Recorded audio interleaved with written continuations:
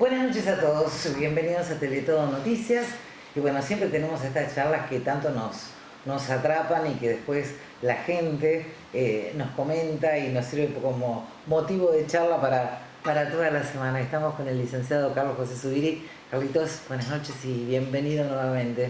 Bueno, retomando después de tu descanso, Sí, que bien hace, ¿no? la verdad que sí. Y bueno, en pleno marzo, que es un mes de muchas ideas, muchos proyectos para el año, de muchas planificaciones y bueno, con algunas cosas que empiezan a preocupar, que siguen preocupando, pero que bueno, que con el correr de las semanas y con la organización un poco de la actividad, uno va manejando agenda y va empezando a preocuparse por cosas que a veces en vacaciones las tienen más adormecidas. Pues sabés que la semana pasada estuve trabajando un texto que me habían sugerido. Me habían sugerido el autor, Franco Franco Berardi.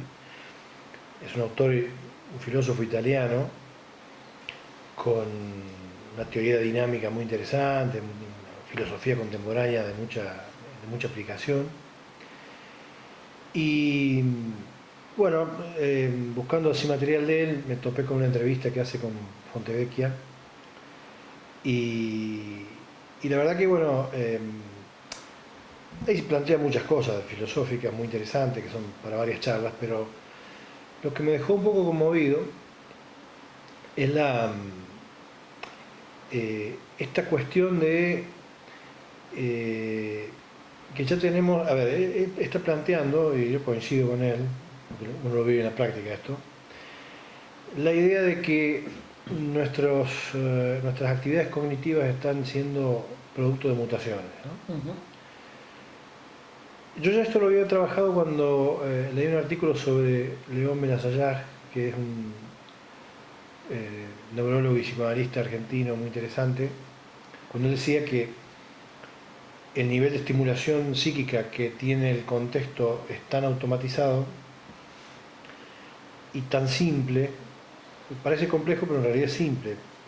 Está todo tan dado, está todo tan desarrollado, tan ajustado y tan plenamente desarrollado que el sujeto no tiene demasiada complejidad para adaptarse a eso. Entonces lo toma automáticamente. Al tomarlo automáticamente el cerebro deja de trabajar en sus cuestiones complejas. Sí. Como complemento a esa teoría de Benazayag aparece Berardi diciendo las actividades cognitivas se están mutando. ¿Qué significa esto? Que hay cuestiones de índole cerebro-cognitivas que empiezan a tener una performance distinta en nuestros jóvenes, en nuestros niños y obviamente en nuestro futuro, no tan lejano. Yo te diría que en algunos casos ya estamos viendo esa mutación, donde va a haber cerebros y dinámicas cognitivas que son simples, donde va a haber muy poco espíritu crítico, va a haber muy poco conocimiento crítico. El conocimiento crítico básicamente te permite, Karina, discriminar lo que está bien y está mal. El concepto de discriminación psíquicamente es una cosa muy importante, ¿no? O sea que también podríamos ser un poco más manipulables. Totalmente. Por eso digo que está funcionando, ¿no? Porque hay una injerencia directa, él dice, hay una injerencia directa, por ejemplo, en las maneras en que elegimos nuestros ídolos, nuestros líderes, en función de ciertas características que en otras épocas serían difíciles de pensar, pero que entran de una manera concreta y que está vinculado con actividades cognitivas que empiezan a ser simples, que empiezan a ser concretas, yo voy a agregar lo que dice siempre Rafael Paz, ¿no? Cuando él dice que tenemos psiquismos con poca densidad psíquica, con poca capacidad dinámica, profunda, mental, para poder discernir, para poder discriminar y para poder pensar en términos complejos. Y por ejemplo, Carlos, con el tema que vos decís que por ahí ya notás que están pasando, es cuando quizás vemos personas que actúan que mal, tan violentamente a veces, frente a otra persona, a otro niño, otro. ¿Tiene que ver esto el que no nos damos cuenta si lo que estamos haciendo está bien o está mal? Es que se empieza a caer esa categoría de discernimiento. A uno le cuesta pensar esto, le cuesta analizarlo, le cuesta profundizarlo, porque tenemos como sujetos la cualidad de haber vencido la animalidad a través de la inteligencia y a través de una actitud cognitiva potente y poder trasuntar una vida humana diferenciadamente de los animales, ¿no? Y hoy tendemos nuevamente a cierta animalidad. Esto es muy triste, ¿no? Esto es parte del pesimismo crítico que yo comparto siempre, pero es un tema concreto. Mira, con vos estuvimos y con Martín hace tiempo atrás, no hace mucho, estuvimos charlando sobre trastornos de ansiedad y trastornos de atención. Sí. Estuvimos haciendo una intervención psicoanalítica sobre ese tema. Y en ese momento hablábamos básicamente, ¿no? Para que la gente no nos vamos a poner a hablar de vuelta de eso, pero como de ciertas magnitudes de ansiedades que no eran bien elaboradas, que no eran bien metabolizadas y que al quedar sueltas generan desatenciones, generan una crisis generalizada de ansiedad. Es como que esta sobrecarga de ansiedad que no tiene lugar fijo donde ubicarse y termina desparramada y desparramando el sujeto. Después de analizar un poco lo del filósofo Franco Berardi, nos encontramos que, por ejemplo, estos famosos diagnósticos de déficit de atención en realidad no serían déficit de atención, porque no habría déficit. Lo que en realidad habría es la capacidad que tiene digamos, como posibilidad el cerebro, que es esa. No es que estamos hablando de un déficit, porque el déficit tenemos que decir, tiene este potencial y está actuando con un déficit, está actuando con menos capacidad. Es lo que hay. Es lo que hay. Sería. O sea, no habría déficit, sino que estamos ante un foco de atención que es el que tiene como cualidad el cerebro. Entonces, estas cosas que estamos viviendo permanentemente en el aula y que ya hay, como te dije en el momento que vos te ibas de vacaciones, vamos a hablar un poco de educación, porque ya hay algunos proyectos que están bajando a nivel oficial que son tendientes a automatizar mucho más todavía esto. A ver, porque la automatización no es solamente poner a los chicos frente a una pantalla. La automatización, vos cada vez que no tenés un espíritu constructivo en un aula, cada vez que vos no estás ejerciendo el derecho de que el chico se exprese críticamente, estás generando automatismo. Cada vez que vos no estás trabajando en un aula de una manera en la cual propendés a que el chico tenga libertad y que tenga capacidad autoteorizante, que pueda pensar por sí mismo, está trabajando en términos de automatización. El tema es que el miedo y el temor es que si vamos a tener un futuro lleno de automatismos, ¿no? Donde vamos a tener un automatismo para cada cosa. Vamos a hacer como pequeñas, en el caso de los niños, como maquinitas. Maquinitas, ¿no? Y eso tiene que ver, Carlos, con que, por ejemplo, cuando nosotros íbamos a la escuela y teníamos que investigar sobre la vaca, ¿qué agarrábamos? Un libro, buscábamos, analizábamos por qué pasaba a hoy tener el Google en el teléfono y buscar la vaca. Y tenés la respuesta. Vos tirás la pregunta en IA, en inteligencia artificial, y tenés la respuesta automática. Sí. Y una IA simple. Hay sistemas de inteligencia artificial que son muy complejos, ¿no? Sí. Hasta poemas haces, le das dos palabras. Vos ponés una planificación de un docente y se la pones a corregir y te la arma. Sí. Bueno, pero obviamente eso no es mi trabajo, el trabajo de la IA. Yo tengo que tener honestidad intelectual. Claro. Pero bueno, hay cuestiones de la ética que no se están cuestionando tampoco, ¿no? Esto genera todo un tráfico de nuevas ideas que todavía filosóficamente están en cuestión, ¿no? Porque hay otra cosa que digamos, con este tema de la automatización, que ya también los organismos que tendríamos que estar con un espíritu crítico frente a esto, dejamos de cuestionarlo, ¿no? Porque nos están insistiendo en que trabajemos con planificaciones con TIC, que trabajemos con los medios audiovisuales, que trabajemos. Es decir, yo te diría que en la escuela hoy estamos estimulando, excitando y no estamos brindando conocimiento. Los chicos están sobreexcitados y sobreestimulados. No están frente a conocimiento, están frente a estimulaciones. Lo triste, por lo cual se genera la mutación, es que ese estilo comunicacional de las redes es tan excitante y es tan exageradamente excitante que no hay ni cerebro, ni mente, ni psiquismo que pueda metabolizar en ese tiempo y forma ese tipo de excitaciones.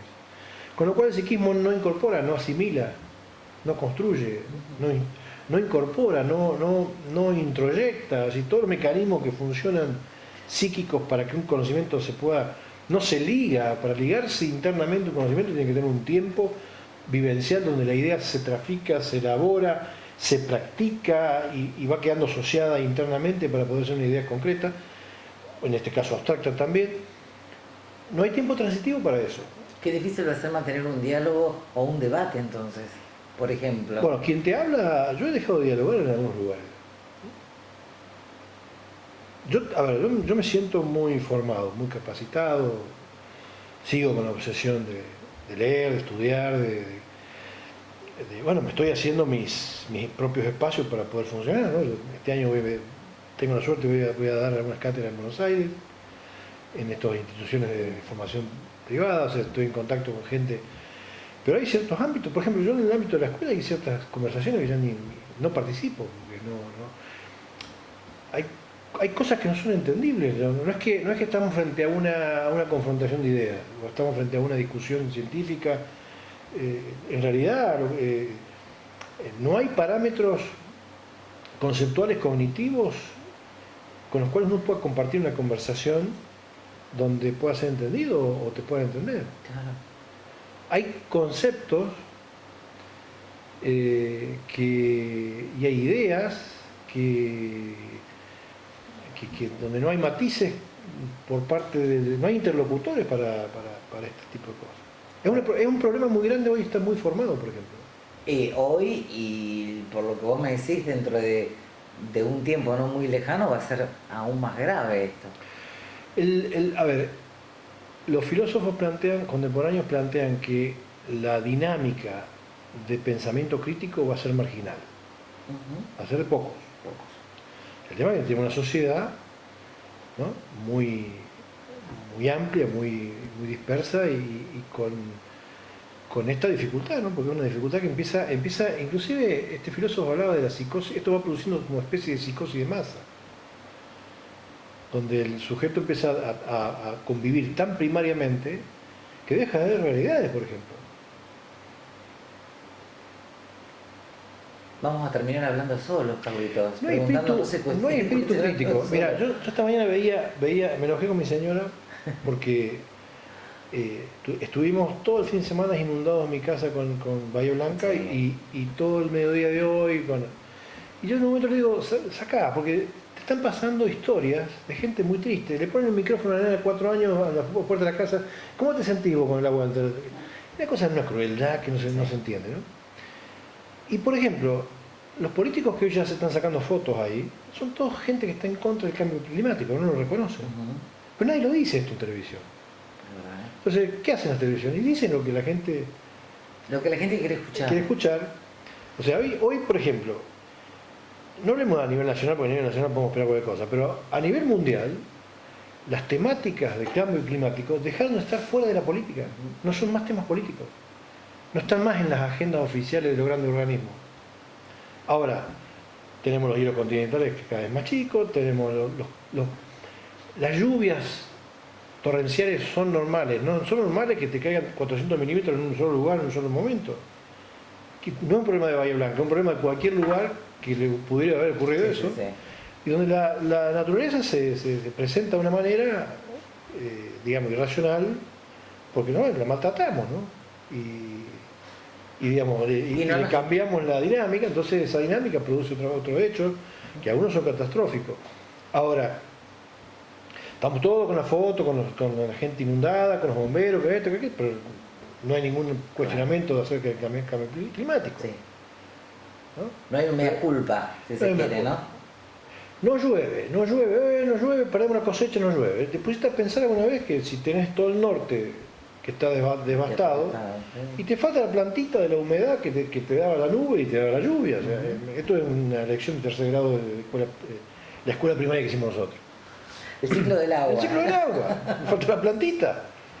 Bueno, pero tenemos que llegar a ese nivel de concretización para que la gente entienda un poquito que lo que está pasando es grave. Lo que pasa es que la actitud mental es tan opaca que no puede ver ni siquiera los primeros atisbos de lo que está pasando, que es grave, ¿no? Que es muy grave. Es muy grave, realmente, porque es como vos decís, o sea, estamos actuando automáticamente frente a un montón de cosas y no estamos pensando, no estamos analizando y hasta en muchos casos no midiendo las consecuencias de lo que hacemos o muchas veces de lo que decimos, ¿no? Políticos o no políticos. Mira, te voy a dar una, porque nosotros tenemos como la filosofía de traer párida acá y vos sabés que yo me siento parte de este movimiento porque en un momento le pregunta Fontevecchia, bueno, qué cosas buenas ve él, ¿no? Entonces, él dice que los argentinos tienen una ventaja con respecto al mundo. Dice, ustedes tienen Buenos Aires. Dice, Buenos Aires es una ciudad contradictoria como todas, pero es una ciudad cosmopolita, que es una de las pocas ciudades del mundo que tiene una diversidad cultural en marcha y en potencia que no tienen otras ciudades del mundo. Es una de las ciudades culturalmente más importantes del mundo, Buenos Aires. Creo que dijo una de las 7 u 8 ciudades más importantes del mundo. Entonces, donde hay movimientos culturales todo puede pasar. Dice, y tiene una gran cosa, que es a raíz de lo que ayer estuvimos dando una charla con Negro Uri en Ledesma, en torno al tema de la mujer, el sábado. Yo decía, aparte de tener una ciudad que está atenta a las grandes teorías, a los grandes cambios culturales, a los grandes movimientos, a la gran universidad, que es la mejor del mundo, también tiene Argentina el feminismo. Él decía, Veraldi dice, no hay ningún movimiento feminista en el mundo que se equipare con el argentino. Y detrás de los movimientos feministas, más allá de todos los derechos, todas las cosas que son a favor, en contra, no nos vamos a meter en ese tema ahora, no es el momento, ¿no es cierto? Pero el feminismo, dice, es el lugar ideal para recuperar el lugar de la mujer. Y recuperar el lugar de la mujer en su faceta activa, potente en la vida social. ¿Qué quiero decir con esto? Que mañana hay una presidenta acá del Club Libertad que sea mujer, no se puede ser Karina Barangel, o destituir a San Mañana. Que la dueña, que la gerenta de IPF sea una mujer. Bueno, todas estas cuestiones que las mujeres han logrado con su capacidad, que tienen mucha capacidad, inclusive en algunas facetas tienen mejores rasgos que nosotros para poder desarrollar algunas actividades, que esto está genial, es extraordinario, pero sin descuidar las que deciden ser madres, poder recuperar la capacidad de ser madres en ese proceso de maternizar un sujeto que necesita de la mirada de la madre, del calor de la madre, del pecho de la madre y de todas esas facetas que tienen que ver con el holding que una madre da para poder sacar un sujeto sano. O sea, yo decía en la conclusión de la charla que si estaba abocada a mujeres, ¿no? Porque el Día Internacional de la Mujer, pero que la mujer tiene un papel fundamental, fundante en la posibilidad de engendrar una nueva sociedad. Yo el otro día pensaba, porque siempre me quedo pensando después de las charlas, y en todas las charlas que nosotros hemos tenido, siempre remarcás esto, la importancia del rol de la madre desde, por supuesto, desde que el bebé o desde que el feto está en la panza, que nace, la importancia de darle de amamantar a ese bebé y de lo que nosotros como mamá transmitimos, ¿no? Cuando me contabas esa historia... Yo he dicho la charla de Ledesma, la di con una foto de una mujer amamantando, en posición perfecta, ¿no? ¿Nosotros somos conscientes realmente? Yo le decía a las mujeres en la charla, yo no tengo útero, yo no puedo hacer cargo de maternizar como ustedes. Porque algunas mujeres dicen, ustedes nos quieren dejar a nosotros nada más que el tema de los hijos y ustedes... En realidad, el hombre no está preparado para maternizar como la mujer. La mujer, primero, a tener útero, a tener su sistema genital preparado para engendrar un hijo, tienen estos meses de comunión de esta cosa conmutativa con el cuerpo del otro, esa conexión que se prolonga en el tema del amamantamiento, y que en esa posición de brazos, cuerpo, calor, mirada, alimento, las primeras experiencias de satisfacción, van a fundar las primeras experiencias de satisfacción que son favorables, al punto que el niño identifique a esa madre como objeto bueno, y que de ahí puedan partir todas las cuestiones que tengan que ver con la fundación de un sujeto. De ahí depende que el sujeto se haga sujeto o que siga siendo animal. La voracidad animal, que se traduce en gente que grita barbaridades, que dice cualquier cosa, que es irracional para pensar, bueno, tiene que ver con dispositivos de la etapa oral que han tenido traumatismos.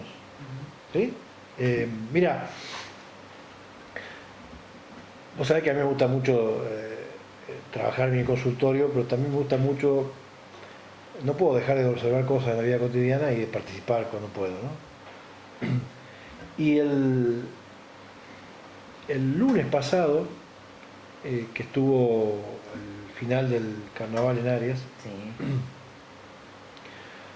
Fuimos a Arias al carnaval y fuimos a cenar a un local comercial que había muy lindo, y fuimos con Fátima, y al lado nuestro se siente un matrimonio joven con un bebé. El bebé lo habían puesto paralelo a la madre, o sea que la cara de la madre miraba hacia el frente y la cara del niño también miraba hacia el frente. En ningún momento enfrentaron al niño con la madre. El niño lo miraba al padre, pero el padre no lo miraba al niño, porque el padre miraba un teléfono. La madre miraba un teléfono, el padre miraba un teléfono, y el padre con la piernita le daba con la derecha y le movía el cochecito. No es la forma de estar frente a un hijo. ¿Qué pasó? El nene se empieza a poner ansioso porque tenía los dos padres, pero no los tenía, la madre no la veía porque el cochecito. Entonces me puse a jugar yo, porque me puse acostado, yo vi la situación. Fátima y yo nos pusimos a jugar con el nene no nos reconoció, empezó a jugar con nosotros. En un momento la madre se restablece en su posición y digo, bueno, a ver, se va a hacer cargo de la maternalización un rato ella. La estábamos cubriendo nosotros. No sé qué le dice al marido, se levanta y va a una parte, si bien estábamos en una parte de la vereda, va a una parte en retirada para poder fumar y no molestar a nadie. Entonces, el nene se queda sin la madre, sin el perfume de la madre, los olores y demás, con el padre ese que seguía mirando el teléfono y nosotros jugando, y la madre a 10 metros con un cigarrillo. Vuelve la madre, se sienta en la misma posición, se va el padre a fumar. Bueno, mientras tanto el chico estuvo media hora con nosotros, con esta cara que es desconocida para él, con la cara de Fátima que es desconocida para él, sí, con algunos estímulos, hacia sonrisa, todo. El chico estaba desesperado por un contacto. Claro, mi vida. Ahora, ese nene en esa situación debe vivir muchas situaciones como esa en el día, porque esos padres en esa situación, otra cosa, estaba fresco, yo estaba con campera, yo soy una persona que sufro el calor, pero ese día estaba con una campera suave, lisa, fina, y el nene estaba descalzo y en remerita, afuera. Entonces no hay maternalización, no hay discriminación de lo bueno o lo malo del frío, de lo bueno o lo malo de estar frente al nene, de lo bueno o lo malo de estimularlo, de hablarle. La consecuencia de... Esto lo ves a diario, Karina. Porque son padres posmodernos que están anclados a la red, y están anclados a esta forma automática de funcionar, y van a anclar al nene a eso, porque una de las cosas que se está planteando en el psicoanálisis es que los niños aprenden más palabras de un dispositivo que de los padres. Bueno, escuchamos hablar el pastel, la fresa, términos que no son nuestros, y los chicos repiten lo que están escuchando, o en el teléfono o en la tele. Lo escuchamos, hablan un lenguaje neutro, que no es el que utilizamos nosotros a diario. Y que entra el lenguaje neutro, es muy peligroso, porque el lenguaje neutro no es neutro porque esté planteando una parcialidad vinculada a una costumbre de otro lugar. Es neutro porque está desafectado. La identificación de lo bueno de la vida ingresa por identificación no solamente de la experiencia, sino del afecto que va tramitando esa experiencia. Entonces, nadie se identifica con algo que le genera sensación de maldad o displacer. Uno se identifica con estas cuestiones que están vinculadas con situaciones que pueden ser homologadas como buenas. Entonces, lo neutro ingresa sin afecto, ¿no? Por esa razón aparecen hoy los vínculos más desafectados, los vínculos más despojados de compromiso. Bueno, un caso, Carlos, que Es muy vimos complejo. que nos sigue todavía sacudiendo fue el tema de este chiquito que está desaparecido, que es Liam, que vos no podés entender cómo los padres se acuesten a dormir y dejen una criaturita de 3 años y el nene se termina perdiendo. O sea, ¿cómo no perdés esa atención a un bebé que tiene 3 años? ¿Lian es el nene de Corrientes? No es el nene de Córdoba. De Córdoba. El otro era Loan. Son parecidos los nombres, sí. Sí. Bueno, ¿te acostaste a dormir a la siesta y dejaste a tu chiquito de 3 años ¿Qué nos pasa? Mira, Vicente Gali, que fue el psicoanalista, epidemiólogo y el psicoanalista comunitario más importante que tuvo este país, tuve el agrado de conocerlo, un señor, un intelectual riquísimo. Te invito a que lo googlees, tiene varios videos muy interesantes, un tipo, da gusto escucharlo. Él decía, señores, cuando hablamos de niños hablamos de derechos humanos. Por más psicoanalista que seamos, por más psicólogo, primero los derechos humanos. Si una sesión de terapia no puede garantizar un derecho humano, no se puede hacer. Si hay un accidente en un niño menor que debería estar resguardado por los padres, es responsabilidad absoluta de los padres. Y es una ruptura del derecho humano del niño, a ser resguardado. Y acá te das cuenta también vos de estas funciones parentales que están destruidas, que están con una ausencia de significación que es alarmante, ¿no? A veces nos pasa a nosotros en nuestras propias localidades, ¿no? Se pierde un chiquito y alguien lo encontró y ¿dónde están los padres? ¿Dónde están los padres? Y o sea que el sábado yo planteaba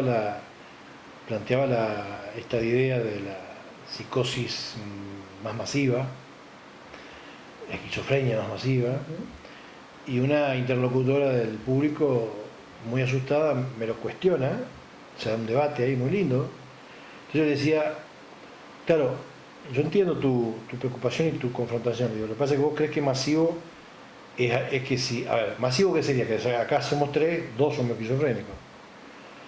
No, lo que ella no entiende es que si de 10 en todos los ámbitos de la vida empieza a haber uno, eso es masivo. Porque antes la psicosis era un porcentaje minoritario. Hoy tenemos en casi todos los colegios, en casi todos los grados, un caso borde, si no es neto, que antes no existía, ¿no? Entonces, esto trae aparejado, digamos, poder pensar y dar cuenta de cómo estamos subjetivando a nuestros niños, cómo lo estamos construyendo como sujetos, en un espacio nacional y también internacional, donde es muy difícil establecer cuáles son los criterios con los que subjetivamos a nuestros niños.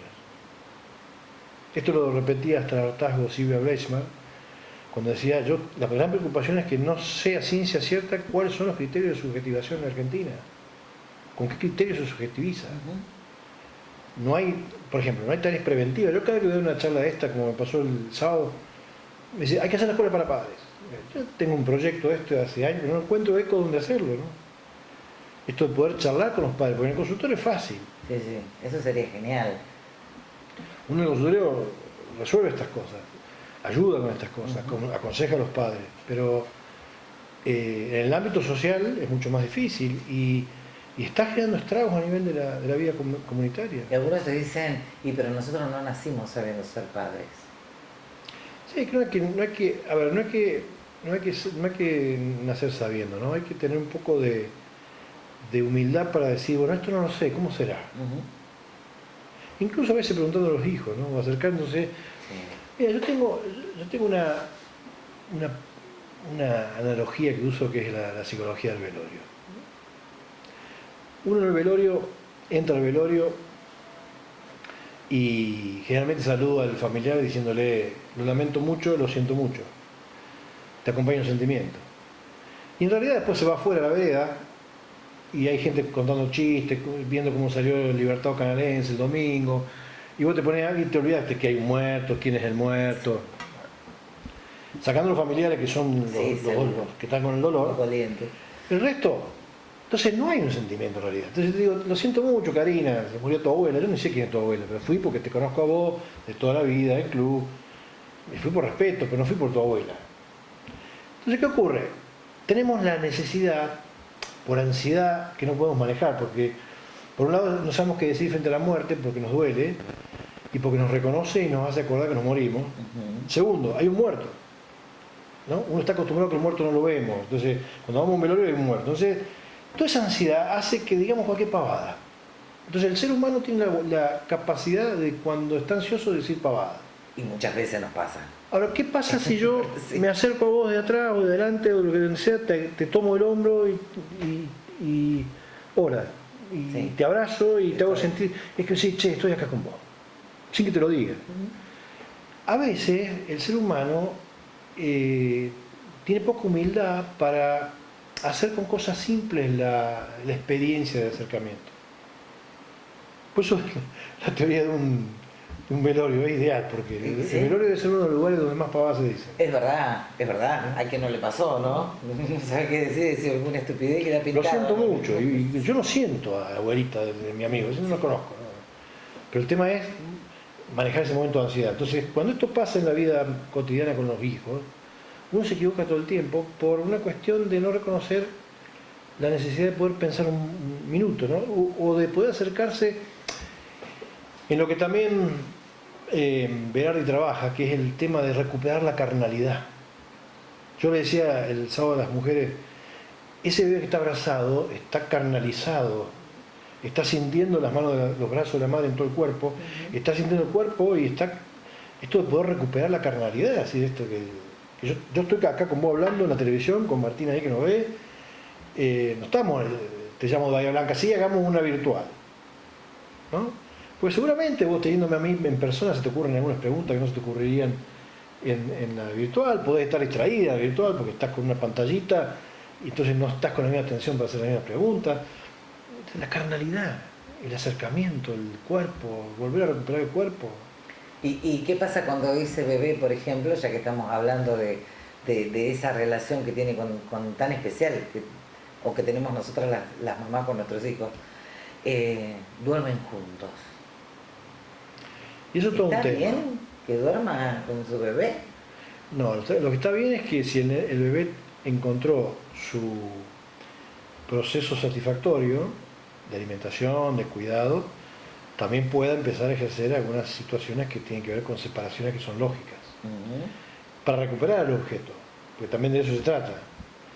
El tema, hoy me tocó charlar con una familia, unos padres que, mira vos cómo son las cosas, ¿no? Ella tenía un embarazo perfecto y a la hora de tener familia empezó el trabajo de parto y no dilataba, ¿no? Yo entonces le digo, vos no lo quería largar, porque ahora está en el secundario y como el pibe quedó con un grupo que no es el grupo de él, la madre ya fue al colegio así que se va a angustiar. Y dije, dejá que se angustie primero, o dejá ver qué pasa, ¿no? Pero esta cuestión de que es mío y ahora se me va de vuelta a la escuela secundaria, está siendo adolescente, yo envejezco, bueno, son todas crisis, bueno, crisis hermosas para analizar, pero que a veces ni hace falta tratarla, a veces con un señalamiento, ¿no? Que en este caso es una situación muy sana y muy saludable que la familia consulte y que, Seguro. que a veces con un mínimo esclarecimiento se acomoda, ¿no?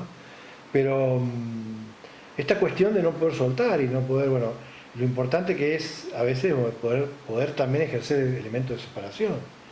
También la madre tiene la función de generar ese espacio que es de transferencia hacia la función del padre, que también necesariamente tiene que aparecer. Es difícil para las mamás el soltar. Es difícil. Y vas a tener 50 años, 60 años, y las mamás todavía lo seguimos teniendo. Claro. El tema es cuando esto se hace simbiótico y el niño tan pegado no puede diferenciarse, ¿no? Pues después las otras dependencias, bueno, son tolerables, digamos. Entonces, ¿es bueno que el bebé duerma con su mamá o no? No es lo aconsejable. Lo aconsejable es que tenga los momentos lógicos con la madre, amamantamiento, cuidado, dormir, y después tenga también su momento, su propio espacio. Claro. Porque también está el hecho... Porque son calentitos y nosotros... Claro, pero el hecho del colecho, ahí también está el padre. Y yo te voy a decir una cosa, mira, Claro. Estamos dejando al padre fuera. Claro, y hay otra cuestión, sí, a veces hay parejas que usan esto como elemento de separación, pero también está la posibilidad de que la pareja consume su vida íntima en presencia de los chicos en la misma habitación, y si esto es percibido, es captado por ellos, más generalmente la cópula de los padres, visto por niños de 3 o 4 años para abajo, es vivido como una agresión. Sí. A una temprana edad, donde no se puede metabolizar como experiencia, se traduce como trauma. Y ahí empezamos mal. Sí, sí, entonces, también el colecho tiene que ver con esta cuestión. Sí, hay que tener mucho cuidado. Principalmente en situaciones, por ejemplo, más precarias, donde hay a veces colechos naturales porque no hay otra habitación. Tenemos muchas casas con muchas dificultades y bueno, a veces no queda otra que convivir. Entonces, todas estas cuestiones hay que prevenirlas, hay que hablarlas, que las familias tengan mucho cuidado. O sea, bueno, hay límites y límites que se pueden establecer y no. Llegamos a la conclusión que nosotras las mamás tenemos una gran responsabilidad, por supuesto el papá también, pero nosotros en esa conexión con ellos es como que... Mira, yo cuando empecé desde el momento de la concepción. Yo cuando empecé a ver todos los movimientos feministas, yo decía, bueno, hagan todo lo que tengan que hacer, pero no pierdan la feminidad en el camino. ¿Y qué te pasa cuando ves los movimientos feministas, por ejemplo, y ves esas actuaciones que hacen, por ejemplo, que simulan un aborto, que pisan un bebé, ¿qué te pasa cuando ves eso? Primero que el feminismo, a mí me gusta el movimiento femenino que pelea y lucha por sus derechos y que ha logrado derechos y que ha logrado posiciones y que ha logrado... Ya los ismos a mí me generan un poco de ruido, porque son fanatismos, son extremos y ya sabemos en Argentina qué pasa cuando funcionamos los extremos, ¿no? Hoy tenemos una sociedad de extremos y no es bueno para nadie esto. Creo que en esto hay que seguir a Aristóteles cuando él decía la verdad está en el justo medio, ¿no? Entonces por ahí, sin perder la búsqueda de los derechos, no hay que perder el horizonte de seguir pensando con criterio, con razonamiento crítico, con la suficiente pereza y ocio como para detenernos el tiempo suficiente en lo que estamos pensando para que no metamos la pata y para que en la búsqueda insaciable de ese lugar tan importante que es femenino sea contra alguien, ¿no? Porque si no estamos saliendo del machismo y creando un feminismo que es una especie de machismo femenino, ¿no? Sí, que tampoco es bueno. Que tampoco es bueno, porque detrás de estas cuestiones a ver, hay movimientos que a veces están medio en contra de esto que yo planteo de la maternalización. Como dicen, vos lo que querés es que la madre sea dependiente de los hijos y sean únicamente para maternar. No. Alguien tiene que maternar porque nosotros no tenemos útero. Ya hay países que están planificando un mundo sin gente porque ha dejado de la procreación como proyecto. Pero bueno, la humanidad, está bien que la humanidad le dé falta porque la humanidad está tan injusta que tiene mucha gente a la cual no le llega todo el alimento, ¿no? Bueno, ya escuchamos mujeres que eligen desde muy jovencitas y te dicen, no voy a ser madre. Cuando años atrás, en nuestra época, que no estamos tan lejos, en nuestros sueños, ¿cuál era? Casarnos, tener nuestros hijos. Y hoy te dicen realmente, no quiero tener hijos. Se está escuchando de todo, Karina. Sí. Yo cuando era chico escuchaba, vamos a llevar el gato y el perro a castrar. Sí. Bueno, ahora se castran los jóvenes. Sí, también. Lo digo así brutamente Sí, para que sí. ¿no? Se hace una vasectomía y bueno, y por decisión propia, chicos de 20 y pico de años, 30 años, que tienen la decisión de vivir sin el compromiso de tener que cuidar y de tener que, digamos, de tener que tener dispuesto en función de otros un margen de energía que lo disponen para sí mismos. Con lo cual tenemos un futuro a largo plazo bastante egoísta, ¿no? Bastante individualista. Exacto. No, ya lo vemos mucho por ahí en las redes sociales donde lo toman como un juego, pero también, o como un chiste, como una gracia, pero que tocan el timbre, mamá, llegó tu nieto y cuando abre la puerta es el perro. Como, o sea, lo hacen como un meme, como un chiste. Me pasó en la escuela. No, perdón, no en la escuela, estaba en el centro de salud, en Cábana. ¡Ay, qué hermoso es! Mirá lo que es. Mirá, yo digo, un bebé. La chica, ¿quién era la que estaba? Una chica secretaria. Tuvo un bebé, una piba que hace mucho no veía, yo tuvo un bebé. No, una médica que venía de afuera, una residente. Tuvo un bebé. Y después muestra fotos, era un collie, un border collie, un perro. Bueno, tenemos estas cuestiones, ¿Sí? ¿no? El ser humano está en un momento muy especial. Sí, ¿no? Está en un momento muy especial. Nos tenemos que preocupar Sí. y ocupar. Sí. ¿Sí? ¿Y qué tenemos que hacer? Nosotros estamos a full con el malestar de la gente. Karina, estamos a full. Yo te dije 8:15 estoy ahí. Vine 8:20 porque estuve dando 2 turnos. Agarré el teléfono y gente que te pregunta, pero después no te viste fuera de hora. Bueno, estamos a full, pero bueno, también esto de poder, uno comunica estas cosas porque la gente le queda, pregunta, sugiere, ayuda a un vecino, porque estas cosas, está muy raro el ser humano, está muy raro. Está muy raro el ser humano en un mundo que está raro y donde los que tenemos cierta edad y hemos vivido una época moderna donde sí había ciertos valores y sentido de las cosas, nos confrontamos mucho con este estado de anomia de sentidos. Es raro. ¿No? Estamos raros. ¿Será producto de esa mutación de la cual hablabas al comienzo? Mira, hoy... El proceso. Y sí, ¿no? Hoy tenía el penúltimo paciente, un paciente que tiene tuvo una pareja fallida que le hizo mucho mal y ahora está saliendo con una piba que le gusta mucho. Hoy me dijo, me parece muy interesante. Entonces está empezando a ver cómo la aparta porque le está empezando a sentir interesante. Entonces tiene miedo de enamorarse. Yo creo que ya está enamorado. Yo creo que se fue pensando eso. Pero entonces salió el fin de semana con otra piba que la conoció ocasionalmente, que no tiene nombre, no tiene teléfono, no, pero le voy a decir a ella que nos vemos menos a esta otra porque yo quiero hacer esta vida más de que lo que da, lo que no da. El miedo bueno, de enamorarse. Y en realidad lo que está planteando es una dificultad, un miedo, un temor a volver a invertir. Ahora, si vos lo planteas una vida cotidiana, lo normal sería que este chico vaya saltando de chica en chica. Lo cotidiano, normal hoy, es el erotismo sin nombres y apellidos. Sí, que es lo que está pasando. Y hay un tema, porque trae aparejado otra sociedad.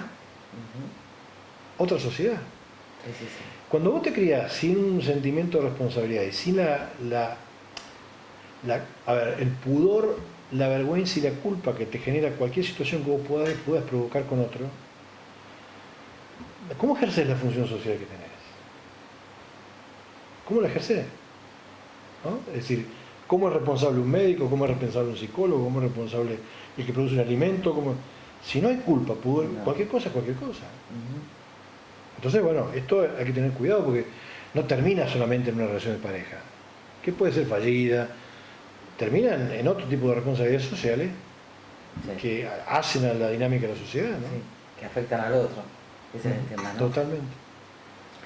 Carlos, bueno, qué complicado que estamos, me dejaste preocupada. Pero bueno, son todos temas. Vamos a espantar a la gente que está pensando. Sí, no se asusten, no se asusten.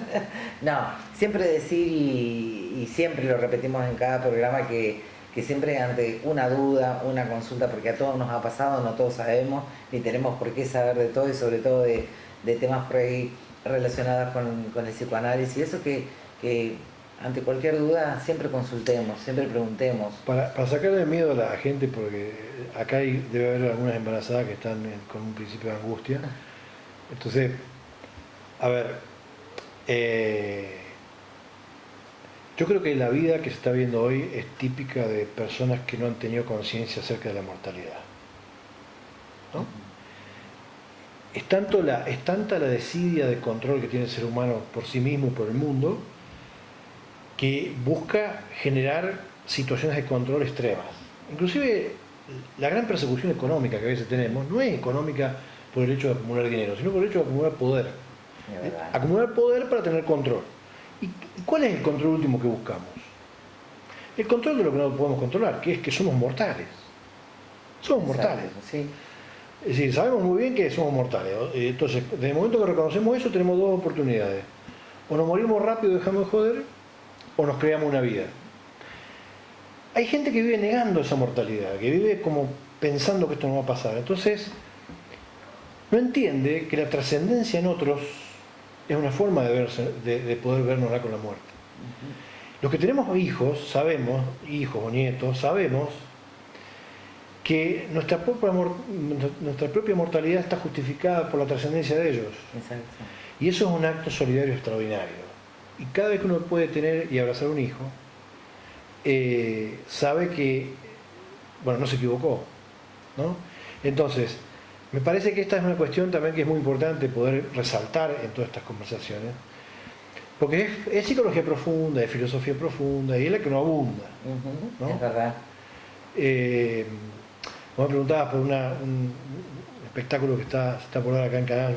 Bueno, es más superficial esas cuestiones. Por eso yo no estoy muy... Las charlas de autoayuda. Sí, todo lo que autoayuda yo descreo un poquito, porque trabajan a un nivel que no modifica, ¿no? Hay que ir más profundo. Hay que impactar.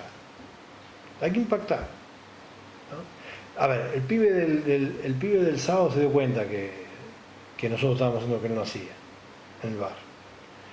Y bueno, quizá eso lo lleva a reflexionar sobre su hijo. Claro, y ya sirvió. Y todas estas cosas, ¿no? Y poder comunicar, poder estar. Dejamos hablar a la cara, dejamos hablar con palabras a la cara. Yo pongo mis aulas en círculo. Y los otros profesores se enojan porque yo les desarmo el aula. No, ustedes me desarman el aula.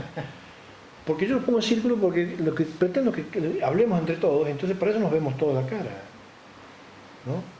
Y hay una profesora con la cual damos clases juntos y dice, la verdad que tienes razón, porque es una manera de interactuar. Tenemos que recuperar una comunidad de oyentes y una comunidad de hablantes.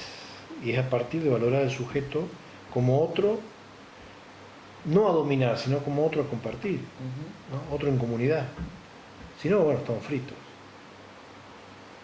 Bueno, nos dejaste pensando a todos. Vamos a seguir charlando, Carlitos, y nos vamos a seguir encontrando. Seguro. Y bueno, siempre trayendo temas interesantes y bueno, que nos abren un poco la cabeza también como padres, como hijos, ya vamos a tratar algún tema también de la vejez y todo eso, que todos tenemos miedo a llegar, ¿no? Pero la vejez está vinculado con esto también, la vejez, ¿no? Porque yo, por ejemplo, estoy pensando en mi vejez y la estoy pensando potente. No voy a poder subir un tapial, pero mientras mi cabeza me dé, voy a estar potenciando ideas, generando ideas. Los grandes teóricos del SAP son todos tipos 70 y pico, 80 años. Y están lúcidos, están generando. Bueno, pero eso también tiene que ver, como vos decís, el ejercitar nuestra mente todo el tiempo. El tema está en que usar la inteligencia para que lo cognitivo esté activo. El otro día escuchaba yo a un señor que no es tan grande, es joven, y tiene su mamá con Alzheimer, y entonces él, al ver eso, entonces es como que empezó a ejercitar su mente y a jugar ajedrez, incluso a través de redes y eso, como para estar todo el tiempo con la mente ejercitándola, porque tiene terror. Yo soy uno de los pocos. En mi familia hay mucha gente que ha viajado, mucho. Yo he viajado por Argentina, no he viajado fuera, más que a Brasil, Uruguay. Y he charlado mucho con algunos familiares que han ido a Europa, han ido a algunos sectores de América, que no conozco, y ellos han tenido, vivenciando las mismas emociones, las mismas sensaciones de esos lugares que yo he tenido leyendo. Está bien, hay que dar con mis lecturas, ¿no? Sí, sí. Algún día podemos hacer un programa desde mi biblioteca. Dale, sí. Pero la pasión por la lectura te permite... Ya que vos hablas del Alzheimer y vamos a asustar un poco más a la gente, yo no sé si se está empezando a ver mucha gente joven con problemas no sé si de Alzheimer, pero sí de demencias seniles precoces, que yo no sé si no tendrá que ver con esto de no usar el cerebro, de no usar la actividad cognitiva como se debe. Y me parece que esto es fundamental, porque parece que Marcelo Viñas dice que hay como un juvenilismo, un exceso de juvenilismo, ¿no? Como que la gente vive para ser joven. Y en realidad la juventud no es física o tener un cuerpo duro. La juventud está en poder ejercer con potencia la vida cotidiana, la que te toque, y eso implica pensar una vida adulta con potencia, con capacidad. Veraldi dice que la única libertad posible es la libertad de la potencia, cuando el sujeto se encuentra con potencia para hacer las cosas, ¿no? Bien. La otra libertad que se está gritando por ahí es la libertad de los mercaderes de esclavos. No es la libertad real. ¿no? Es la libertad de hacer lo que yo quiera. Yo te pateo la cámara, te rompo el techo, yo tengo libertad para hacerlo. ¿Sí? Fíjate, creo que la sala se llama, cuando tiene nombre de mi papá, si yo lo que yo quiero acá. No, eso no es la libertad. La verdadera libertad es el sujeto pudiendo hacer uso de su potencial. Y tenemos, hay que decirle a la gente, tenemos la capacidad potencial de hacer eso hasta el día anterior. Tenemos todo el tiempo para hacerlo. Pero hay que hacerlo. Hay que hacerlo. Y hay que aprovecharlo entonces. Bueno, Carlitos, nos volvemos a encontrar, ¿te parece? Dale, dale. Y bueno, después vos nos tirás el próximo Seguro. tema que vamos a charlar. Gracias, Carlos. Muchas gracias a ustedes.